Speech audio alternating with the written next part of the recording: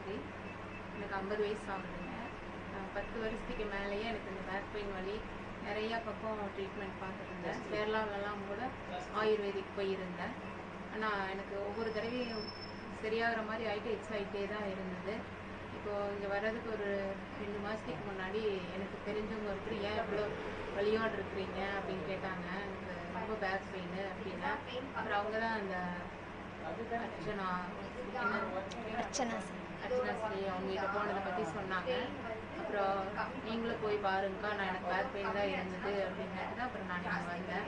வந்ததுக்கப்புறம் எனக்கு ஒவ்வொரு பிரச்சனையாக முதலையும் கூட பயமாக இருக்குது, வலி சரியாகும் திருப்பி வந்துருங்க அப்படின்னு. ஆனால் இங்கே நிறையா ஒவ்வொன்றும் ஒவ்வொரு விதமாக நிறைய வித்தியாசமானதெல்லாம் இருக்குது.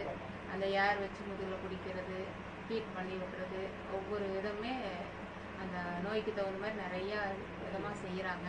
அப்புறம் அக்குபஞ்சர் ஊசி போடுறது, அதுவும் நல்லா ரிலீஃப் ஆகுது. எனக்கு இப்போ எல்லாமே அந்த வலியை வந்து எனக்கு தீரவே தீராதுன்னு நினச்சிட்டு இருந்தேன். இப்போ ரொம்ப ரிலீஃப் ஆகி ஒரு மனசுக்கே ஒரு திருப்தியாக தெளிவாக இருக்குது. எனக்கு இதை காமிச்ச இறைவனுக்கு ரொம்ப நன்றி.